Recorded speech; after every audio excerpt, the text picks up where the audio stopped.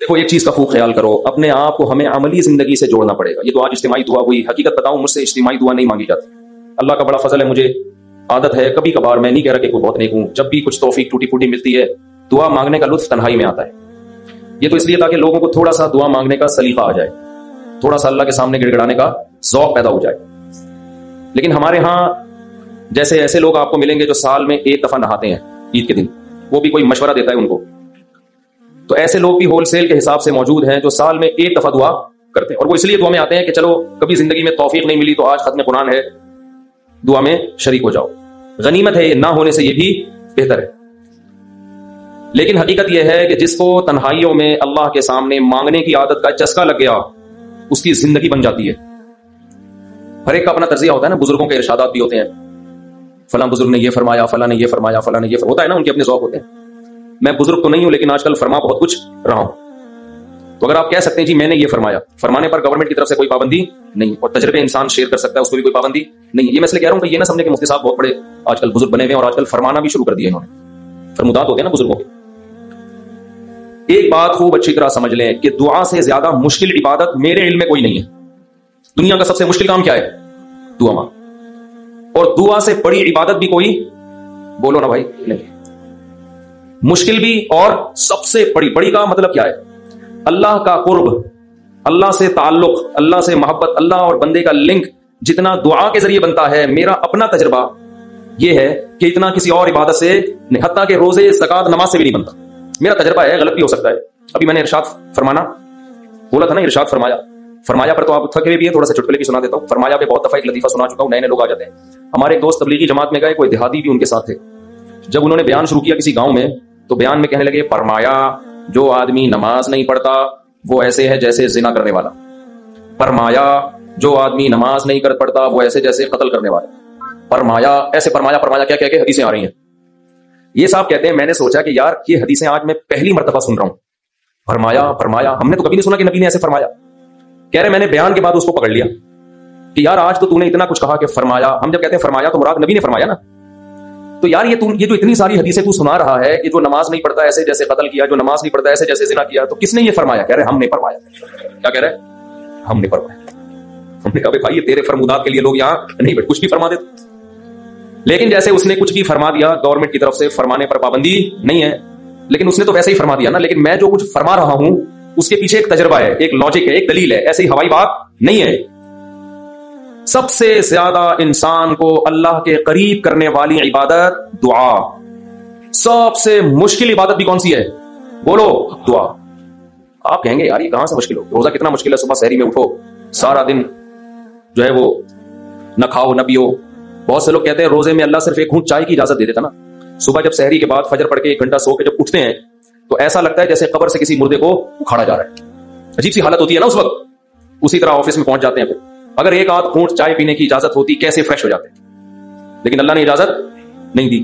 تو آپ کہہ سکتے ہیں اتنی مشکل عبادت روزہ، مفتی صاحب کہہ رہے ہیں نہیں، دعا مانگنا اس سے بھی زیادہ مشکل. نماز کتنی مشکل عبادت، لیکن مولانا صاحب کہہ رہے ہیں یہ فرمایا بھی وہی فرمایا ہے جو اس نے فرمایا تھا. یہ کیا ہو رہا ہے بھائی؟ اس کو دنیا میں سب سے مشکل بات پتہ ہے کیا ہے؟ الفلاحیہ کا اسپیکر ٹھیک ہو جائے. یہ کبھی ٹھیک، دیکھو اسٹائل دیکھو، ادھر بھی لگا ہوا ہے، ادھر بھی کبھی ادھر ایک اور لگا ہوا ہے، پھر بھی بیچارے لگے رہتے ہیں، کہتے ہیں جنات ہیں. تو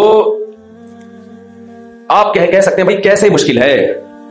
اصل میں دعا، اور ایک اور اشکال ہوگا، آپ کہتے ہیں لوگ تو بہت دعائیں مانگتے رہتے ہیں. کتنی دعائیں مانگتے ہیں نا، صبح شام دعائیں مارکیٹ میں چل رہی ہیں ہول سیل کے حساب سے. اصل میں وہ دعائیں پڑھی جا رہی ہیں، مانگی بولو. دعا پڑھنا بہت آسان. یونس علیہ السلام نے مچھلی کے پیٹ میں لا الہ الا انت سبحانک انی کنت من الظالمین کہہ کے دعا پڑھی نہیں تھی، یہ دعا مانگی تھی. اور ہم کیا کر رہے ہوتے ہیں؟ پڑھ رہے ہوتے. جتنے مرد یہاں بیٹھے ہیں، جتنی خواتین بیان سن رہی ہیں اوپر، ان سے گزارش ہے کہ اپنے معمولات میں دعا کا اضافہ کریں اور اللہ سے دعا مانگنے کا معمول بنائیں. دعا مشکل کیوں ہے یہ میں بتانا چاہ رہا تھا. باقی جتنی عبادتیں ہیں ان میں کتنی ٹینشن ہوتی ہے، وضو کرو، پھر چل کے آؤ، صبح سحری میں اٹھو، روزہ رکھو. دعا میں تو کچھ بھی نہیں ہے، یوں کرو اور پڑھنا شروع کر دو.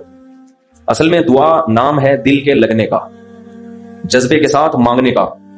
شیطان انسان کو یہ پاور کراتا ہے کہ تو مانگتا ہے ملے گا تجھے کچھ بھی نہیں، اس لیے مانگتا ہے ہی نہیں، پڑھتا ہے. کیونکہ جب مانگ رہے ہوتے ہیں نا تو پتا ہوتا ہے کہ ملنے والا बोलो कुछ भी नहीं, लेकिन चूंकि मुसलमान है शायद ट्राई करके देखते हैं, शायद कुछ हो जाए, तो जबान थोड़ी खिस जाएगी।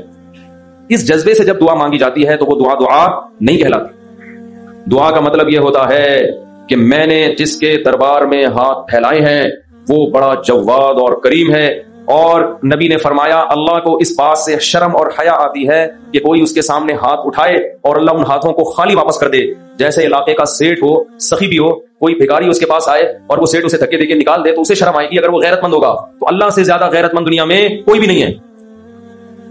तो जिनको ये एहसास हो जाता है ना कि जो हम मांग रहे हैं वो मिल रहा है, तो आप सोचो एक बादशाह ने आपको ऑफर दे दी कि यार जो एक घंटे में जितना मांगना है मांग लो, मैं सब दे दूंगा, तो आप सारे कामकाज को छोड़कर किसको फोकस करोगे? बोलो। जब तक आप थक के चूर नहीं हो जाओगे आप रट्टा लगा के रखोगे, मांगते ही रहोगे, मांगते ही रहो। आपको पता है सब मिल रहा है। दोबारा मिसाल देता हूं, वजीर आजम आ गए भी आपके पास, आपके घर पे आयादत के लिए, कोरोना में कोई केस चल रहा था, मिसाल दे रहा हूं, ऐसा होता नहीं है लेकिन वंस अपॉन अ टाइम, और उसने आप बल्कि ब्लैंक चेक दे दिया आपको, किसी IMF ने ब्लैंक चेक दे दिया, जितने पैसे बोलोगे मिल जाएंगे, ऐसा होता नहीं है। मिसाल देने पर गवर्नमेंट की तरफ से कोई पाबंदी नहीं, तो आप उस चेक पे क्या लिखोगे? बोलो। 5 रुपए, 10 रुपए, 20 रुपए, 30 रुपए, वो कहेंगे एक ही दफा भरने की इजाजत है, दोबारा ऑप्शन। आप पता क्या करोगे? जो उसमें हिंसे जहां लिखे जाते हैं ना, 9 से शुरू करोगे, वो भी छोटा सा 9 लिखोगे ताकि जितने 9 इसमें घुसेड़े जा सकते हैं मैं घुसेड़ दूं। ऐसा ही होगा ना, छोटा सा 9 ताकि बैंक वाला चश्मा लगा के देखे। 9 यानी 9 अरब 9 खरब 99 अरब 99 करोड़ 99 लाख 99,999। क्या ख्याल है? नहीं आ रही बात? मेरा ख्याल है सर 9 खरब से भी ज्यादा अगर कोई हिंसा होगा ना वो भी घुसेड़ दोगे। 9 खरब से ऊपर क्या होता है? 99 खरब, 9 खरब नहीं, सॉरी गलती होगी, ये पूरे 10 खरब का नुकसान हो रहा है भाई। 99 खरब 99 अरब 99 करोड़ 99 लाख 99,999 का चेक बना के दोगे कि नहीं दोगे? बशर्ते के यकीन हो कि ये मैं ख्वाब नहीं देखा, वरना बात आदमी की आंख भी खुल जाती है ऐसे मौके पे। वो एक आदमी की लॉटरी निकली ना, इसी 99 खरब रुपए की, बहुत 5 अरब की लॉटरी निकल आई। तो जिन्होंने जो कंपनी थी, जो भी लॉटरी जिन्होंने दी, उन्होंने कहा कि यार किसी माहिर नफ्सियात को भेजना चाहिए जो इसको बताए कि तुम्हारी 5 अरब रुपए की लॉटरी निकली है, क्योंकि एकदम से बता दिया तो खुशी से मर भी सकता है ये। तो आराम आराम से जाके कोई नफ्सियाती डॉक्टर इसकी नफ्सियात को समझते हुए इसको बताएगा। नफ्सियाती डॉक्टर को भेज दिया। नफ्सियाती डॉक्टर ने जाके ना उसको पहले समझाया कि देख फर्ज कर ले तेरी 1 लाख की लॉटरी निकल आई तो क्या होगा? उसने कहा खुश हूंगा मैं। 1 लाख पे उसने कहा चलो नहीं मरेगा, ठीक है, अब 1 लाख से थोड़ा सा ऊपर। अच्छा फर्ज कर 20 लाख की लॉटरी निकले। उसने कहा ये करूंगा, दुकानें बनाऊंगा, ये करूंगा, एक प्लॉट खरीद लूंगा। अच्छा ऐसे 20 लाख से ऊपर आया, 1 करोड़ तक पहुंचा, 1.5 करोड़ तक, 2 करोड़ तक, 3 करोड़ तक। 3 करोड़ में क्या करेगा जी? इतनी दुकानें ले लूंगा, बहरिया टाउन में घर ले लूंगा, वगैरह वगैरह। होते होते 5 करोड़, जो असल थी ना 5 करोड़ तक आ गया। अच्छा ये बता 5 करोड़ की लॉटरी निकली तो क्या करेगा? उसने कहा आधी तुझे दे दूंगा। ये सुनना था, माहिर नफ्सियात का इंतकाल हो गया। माहिर नफ्सियात का इंतकाल, वो बेचारा बर्दाश्त नहीं कर सका ये खुशी। तो ये तो मैं एक मिसाल दे रहा हूं, 99 खरब 99 अरब 99 करोड़ 99 लाख 99,999 इशारिया भी लगा देगा कि 9। लेकिन चूंकि ऐसा होता नहीं है, IMF कभी किसी को ऐसे ब्लैंक चेक इस तरह से नहीं देता नहीं है, इसलिए हम ये सब हंसी मजाक की बातें समझी जाती हैं। लेकिन अल्लाह का मामला ऐसा है कि अल्लाह ने हम सबको ब्लैंक चेक बोलो दे दिया है। ये ब्लैंक चेक पकड़ा दिया हमारे हाथ में, जो लिखना है इसमें लिख दो, मेरे दरबार में पेश कर दो, मैं दूंगा। जो मांगोगे बोलो भाई। अब जिसको इस पर यकीन है ना, उसको जितना वो दुआ को फोकस करता है इतना किसी और इबादत को फोकस नहीं। खुद को बाकी इबादत करता भी इसलिए कि इबादत करके दुआ मांगूंगा तो ज्यादा कबूल होगी। इबादत में दुआएं ज्यादा कबूल होती है ना।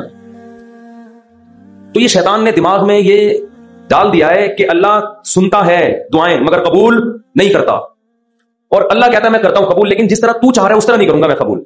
उस तरह करना अगर शुरू कर दी तो अल्लाह का मामला हमेशा गैब पर है। यख्शऊना रब्बहुम बिल गैब, जो अल्लाह से डरते हैं बगैर देखे, जो अल्लाह पे ईमान लाते हैं बगैर देखे, जिन्होंने जन्नत पे यकीन किया बगैर देखे, जो जहन्नम से डरते हैं बगैर देखे, जिन्होंने अजाब नहीं देखा, क्योंकि देख लेंगे तो आजमाइश खत्म, फिर तो सारे नेक बन जाएंगे।